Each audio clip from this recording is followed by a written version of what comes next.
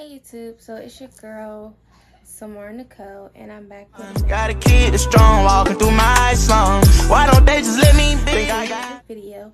So I was just coming in here just to give you guys a recap of what this video is going to be about. So at the hospital, I interview kids with sickle cell because some of you might not know, but that is what I have. I'm going to put a little video about on my YouTube about all about me, but let's get back to what I was saying. So in the video, it's about how kids have sickle cells, and I was just interviewing them about how like sickle cell affects them, how it interferes with their life, giving you guys some facts about sickle cell because some people does have sickle cell misunderstood, and some people think about sickle cell in like different ways and stuff like that. So I'll just give you guys a recap about what this video is going to be about, and there's 2 patients. So I hope you guys like this video. Don't forget to like, comment, and subscribe, and stay tuned. So the first question is, how do you explain sickle cell to anyone who asks you about it? So basically how I'd explain it in my own terms is when your red blood cells, they'll usually in a circle shape, and then they're usually in a circle shape, and then they'll turn into like the crescent moon shape, which causes like severe pain or, Okay, so the second question is, how does sickle cell affect you outside of the hospital? Like during the summertime, you can't really go swimming a lot because like if the water's too cold, it can send you into crisis, which is hard because I love swimming. Or like if it's snowing outside or cold, like you have to make sure you're bundled up really well. But just like daily activities sometimes, like you can't really do that. Yeah, I'd say the same thing, like going outside, you have to, be aware of what you're wearing. You can't really go outside just wearing, a booty shorts or a tank top all the time if you want to. But especially in the higher weather too, the weather changes up on you real fast for no reason. So, you gotta kind of be prepared for that type of stuff. Okay, so what does a pain crisis feel like?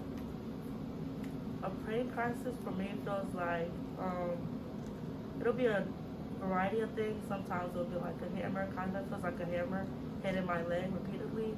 Sometimes it'll feel like I'm getting stabbed in my leg. Sometimes it'll be kind of electrical shock, but it just kind of depends what it decides to do that day. Yeah, it's a lot of muscle pain too for me, and it's like just sometimes like I get it in my back a lot, so I'm not able to move as much. So it's just a lot of pain. Okay, so when do you know to go to the hospital? Especially like when you have fevers, go to the hospital. But if you're like taking your medicine and the pain's not going away, that's when you need to go to the hospital. Just so like nothing else is like I forgot my word. But also if you're having chest pain, go to the hospital right away just in case it's acute chest. I agree with that. If you're having shortness of breath, a fever, and you're taking medicine, it's not working, definitely go to the hospital. Okay. When in your relationship do you tell someone you have sickle cell? Why does it impact your relationship? I feel like for me it impacts my relationships because I'm always in the hospital, so it's like hard to communicate. I also feel like it's very important to communicate with your I feel like it's important to tell them right away just because like it's important to have that communication just in case you do have a pain crisis and they're there, so they know what to do. And also I feel like it's important because it's like being in the hospital all the time, like letting them know where you are and how they can help. Yeah, going on what she's saying, I definitely agree with that. It is important to let them know.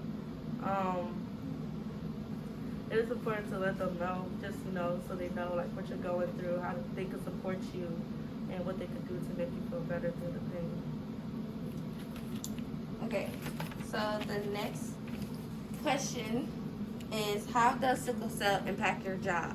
Are they understanding when you're hospitalized? They're very understanding. My boss is very understanding about that. He does know that I got sickle cell. He does support me with it, through it, and all that. And Yeah, they're very supportive of it. Same. My job is very supportive of it, and they like I just have to let them know when I'm in the hospital, and they'll take me off the schedule. Okay. So impact your mental health and your well-being. Like when I was younger, it really impacted me because it's like, oh, I have this thing, I can't really go to recess, I can't really do other things that other kids could do. But now it's more just like, okay, I can do these things, but how can I like protect myself and still have fun? Yeah, it definitely like made me feel different from other kids. So mentally, it just felt like I was different. No one wanted to be my friend and all the other stuff. But it's really like, just adjusting to it, trying to make it not make it a different thing, but like make it work into your life, your everyday. How does sickle cell impact your family dynamic? Do you feel like you're an outcast? So growing up, I was the only one in my family with sickle cell, and I kind of did feel like an outcast because going through the whole, sickle cell situation, I was the only one going through the pain. It couldn't really experience the type of pain that like I was going through. They never understood why I was feeling that way or how I could feel that way. So they just kind of just like played by themselves and just kind of left me alone, Yeah, kind of the same way. My family doesn't have it, so like I'm the only one that does.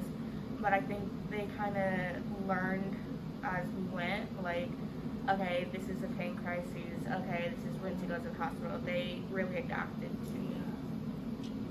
How do you deal with hate and judgment from others? Honestly, freak what they think. Sorry. How do you deal with hate and judgment from others? Honestly, fuck what they think. They're not the one going through it. So, like, why would I listen to you? Why would I, why would I feed off your energy just because, you don't want to be my friend, you don't want to be close to me. I'm going through it. You don't know how it feels to go through it. I have other people who do understand me. So, like, if you're going to judge me, you can judge me over here because I really don't care. Yeah, Okay, so how do I tell them you have sickle cell? When I tell them, they act like it's like the biggest thing in the world, honestly, and it's really not that big of a deal. Like when I told my boyfriend, he just became extremely overprotective of things. But like it was just like it's really not that big of a deal. Just I gotta be warm. I gotta make sure I'm taking care of myself. But yeah, they act like it's like this huge deal, and it's just like, this is what I have. I know how to take care of myself. Like, I'm just letting you know. And it's kind of annoying sometimes. Like, oh my gosh, how do you deal with that? Like, you just deal with it. Right, I know what you mean. Okay, so this is a question that people don't. So, do black people only have sickle cell? no, not at all. It originated from black people, but it's not just black people who got sickle cell. Anybody can have sickle cell. Yeah. Okay, pros and cons here. What is the worst part about sickle cell? The pain, I feel like, for me, and like the x-rays and all that stuff. Just like, even if you have like a little bit of pain in your chest, it's like, oh, x-rays, and it's not fun. It's really about yourselves. Yeah. I have to agree, the pain as well. Okay. What is the best part about sickle cell? Is it the pros for me? When I was younger, I didn't have to go outside when I didn't want to go outside.